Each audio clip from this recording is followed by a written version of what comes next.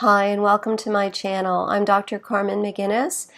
On this channel I present on Sundays on topics that pertain to relationships of all sorts, including what I call the primary relationship, the relationship we have with ourselves. Today I'm presenting the last in my Aspects series. This has been interspersed with my other Sunday broadcasts over the last several months.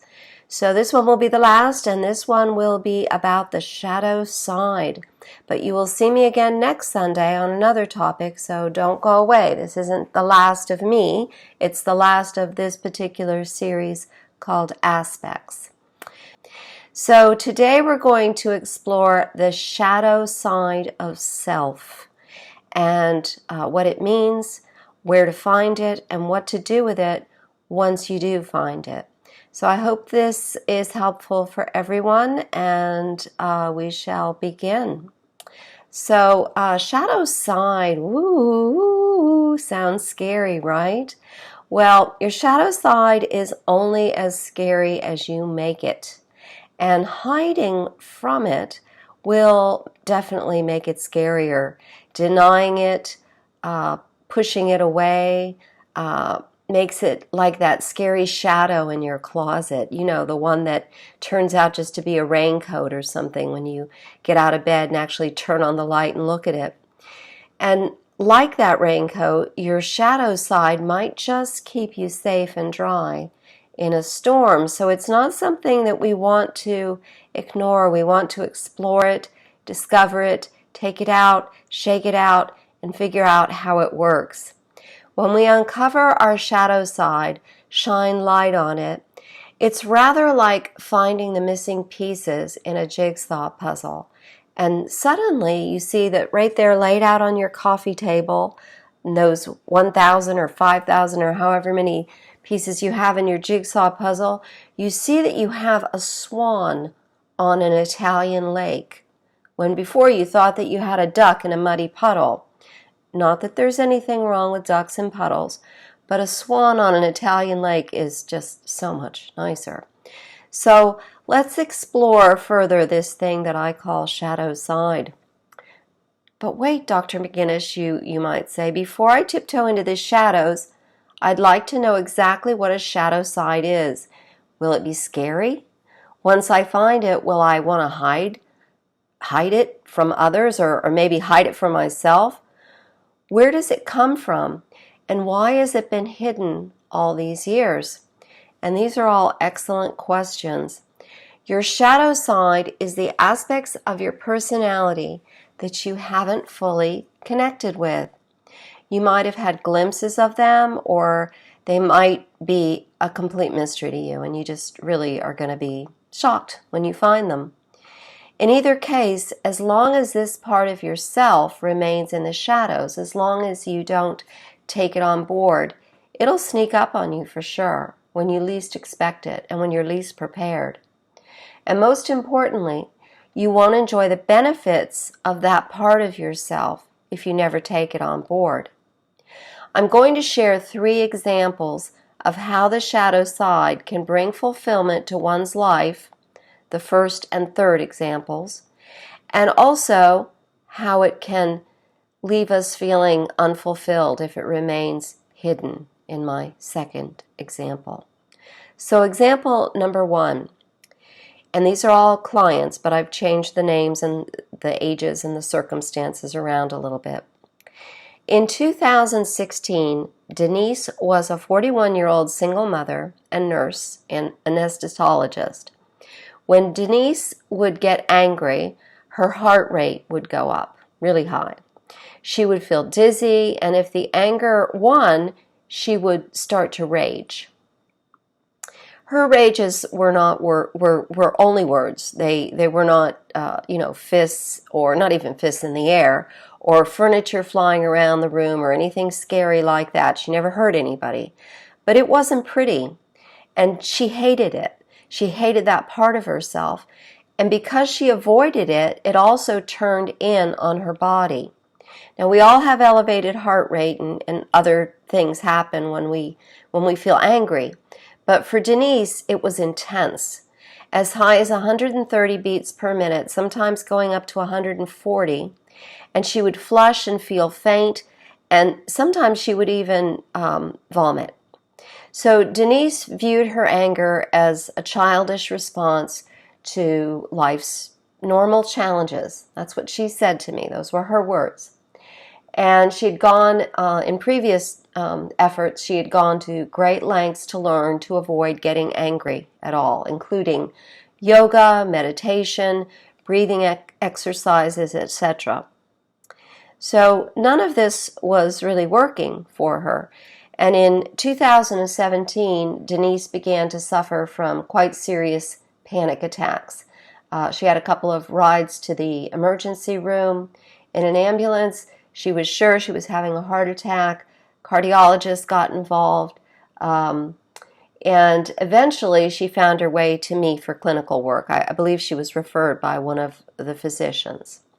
So together, Denise and I uncovered her shadow side.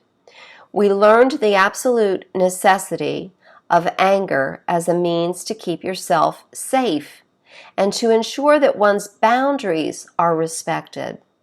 There's only so much talking we can do. There's only so much precautionary work that we can do to keep ourselves safe and respected. When things get ugly, and they will, it's part of life, we may need to vent our anger.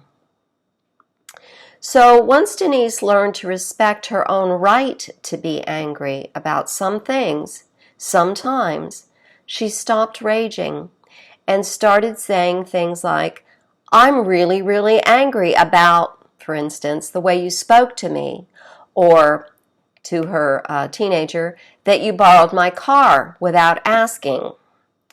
And once her anger was out of the shadows, it stopped turning in on her. It stopped reaching a point of rage, and it stopped turning in on her and causing her to have these very serious symptoms and eventually panic attacks. So that's one example, and obviously a happy ending for Denise. In 2016, this is my second example, Gary was a 53-year-old husband, father of an adult stepson, and journalist. He proudly referred to himself as a very private person. Gary's wife also described him as private and independent, priding himself in his personal time and ability to get on without emotional or other support from anyone. She described him as being very strong. Though Gary was very social, well-known, and very well-liked by many, he had only a few close friends, very few, hardly any, and they weren't very close. He kept them at a certain distance. And his relationships weren't close at all, including his marriage and his relationship with his adult stepson. In the shadows was a sensitive man who craved intimacy. Gary's belief that it's a sign of weakness to reveal one's inner feelings kept his true self well hidden in the shadow from everybody else, and most importantly, from him. Like his heart, his passion was also hidden in the bedroom of his lover. And eventually, when his wife found out and the marriage fell apart, they did finally work it out, but it wasn't easy. Eventually, Gary developed cancer. Fortunately, he survived that too and learned to depend on his wife throughout his treatment and recovery, though he does still view any kind of dependence as a weakness. He views having had cancer as his own personal weakness. Now, Gary no longer has a lover, at least not one he's admitting to, and today he describes even that relationship that he had as a weakness. So that was the second example, and not as happy an outcome. Gary was never able to get fully in touch with his shadow self. And he even sort of admitted in therapy that it was there, but he never really contacted it. And example number 3, another happy one. In late 2017, Clara was a 47-year-old single mother and social worker. She described herself as hardworking, optimistic, and caring. She was known to be someone who would not only help those on her caseload, but she also went out of her way to help a friend, to help a colleague, or almost anyone really, her daughter's friends, anybody that needed her help in any way. At our second meeting, Clara confessed that she often feels or felt underappreciated. And in early 2018, when she began to suffer some signs of depression, Clara consulted an astrologer. This is before me. After providing Clara with an astrological chart and forecast, the astrologer, who I knew from a previous relationship, referred Clara to me for shadow work in psychology. Together, Clara and I discovered what she termed a selfish child in the shadows of her personality. As our work progressed, however, Clara came to learn that what she now calls her inner child, not a selfish child, but her inner child, has needs too. Clara has learned to take as good a care of herself, her inner child, as she does of her child, her real child in the real world, her friends, those on her caseload, her employer, and everybody else that she's always taking care of. And most importantly, she's learned the benefits of self-care, and that sometimes self-care supersedes care of others. We have to take care of ourselves first, or there's not going to be anything left to take care of other people. I included Clara in particular in my 3 examples because of the astrology connection. Now, I'm not an astrologer. I know I've referenced astrology before, in particular in the Aspects series, but I am not an astrologer. I only closely follow astrology and have sort of self-taught myself through studying it over the years. And I don't use astrology in my clinical practice. I want to be very clear about that, unless a client specifically asks me to, like Clara did. And then we just have another thing that we can work with. So I think of the zodiac and one's personal horoscope as a sort of a blueprint that can be followed or not, can manifest or not. Much like DNA might result in that Cancer gene lighting up in, for instance, Gary's sign or Gary's personality, depends on lifestyle, including your thoughts and your attitudes. So myself, for instance, when I fill out doctor's things, and it's, I have to report that both of my parents died of cancer, I also make a little note that they had a very different lifestyle to my own. Or another example, your 140 IQ might result in a brilliant career. That depends as well on your self-motivation and your determination, how much you want it, whether you want that brilliant career. So too might the placement of the stars at the moment of your birth. That's my perspective on this, just my personal perspective. I don't let it get in the way of my professional practice. But wait, Dr. McGuinness, you might say, DNA is part of my body, not the placement of some star across the universe 34 years ago, if you're a 34-year-old, however old you are. But also in your body, I would argue, is stardust. That's what we are made of. That's what we came from. We came from the stars. It's the very stuff of which we are made. And our DNA is part of that. So our DNA is stardust, we could say that. And it's the same stuff that comprises the stars and the planets within our galaxy. Now, many of my viewers might be wondering, how do I know what's in the shadows? If I want to go down this route, how do I know what's in the shadows? Well, there are many means for uncovering your shadow work, and astrology is one of them. I will get to that. That's the connection and why I mentioned it. Often it's that part of you that you consciously push aside. Like in the example of, the first example, Denise, who just really didn't want to be an angry person. That was my first example.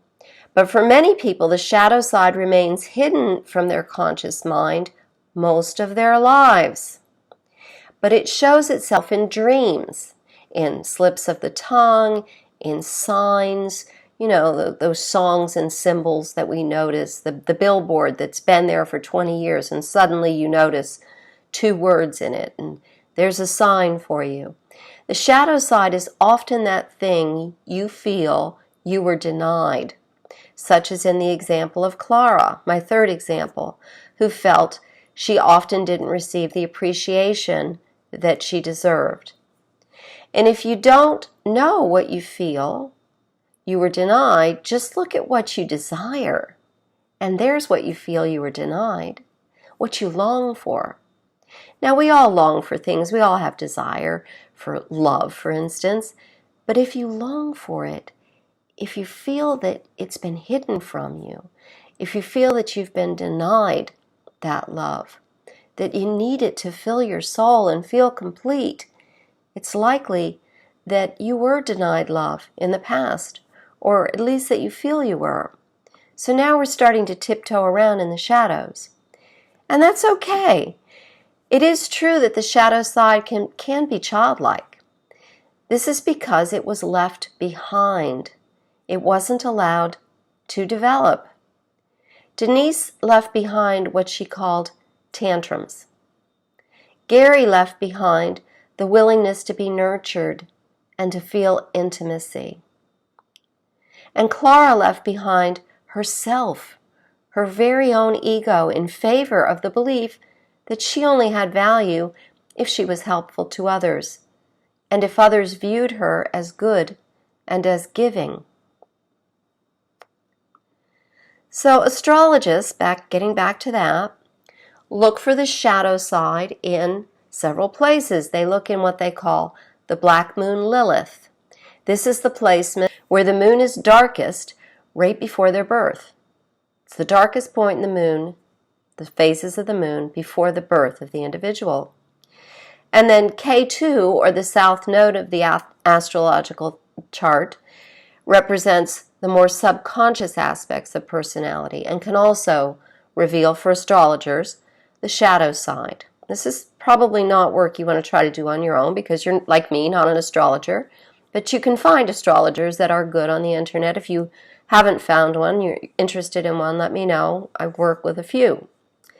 And the placement of the moon can also reveal the shadow. The placement of the moon when you're born can also reveal the shadow side, especially if the moon opposes the sun. And then there's other aspects to the sun and other planets that can reveal the shadow side as well through the moon.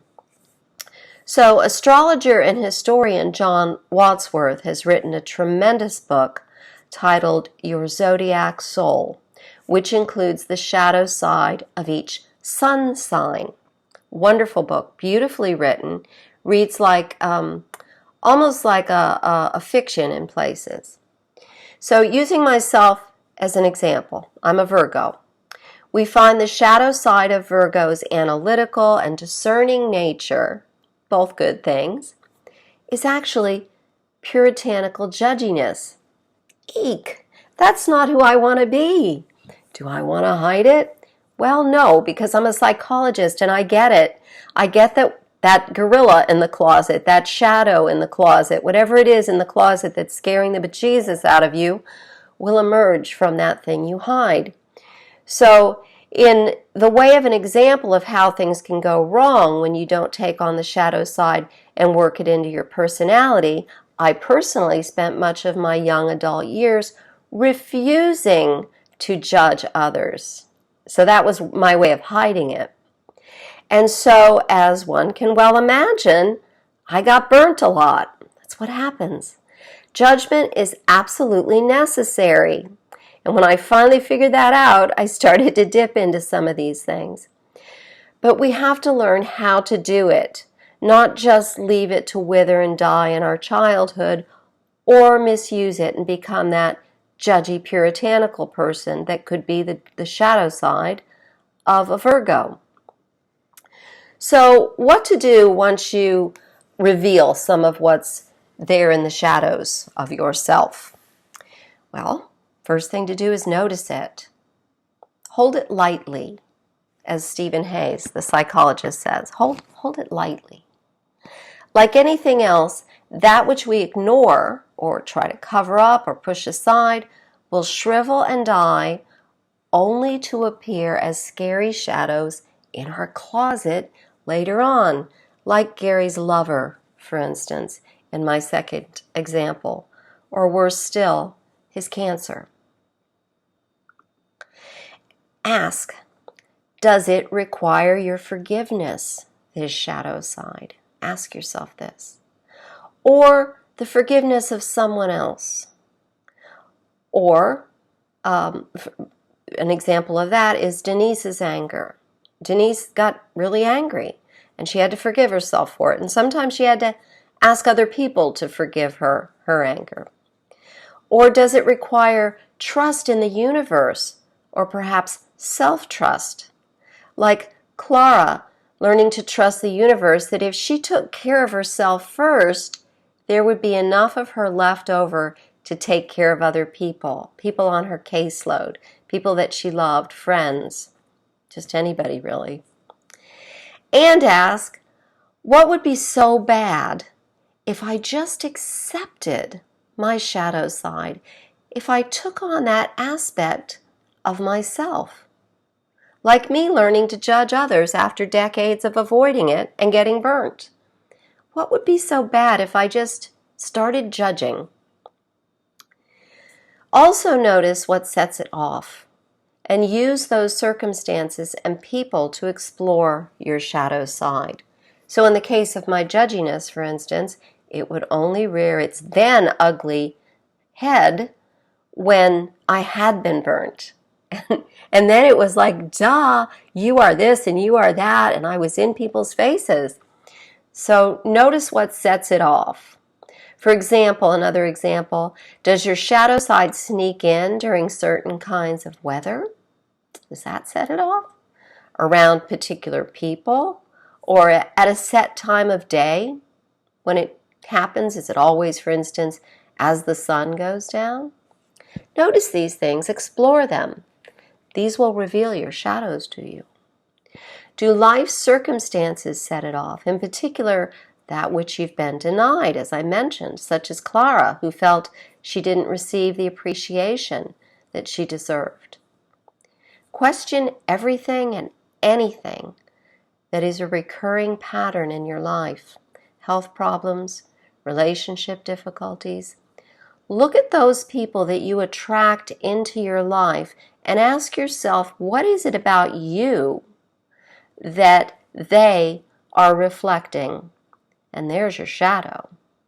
Look at your job problems as well.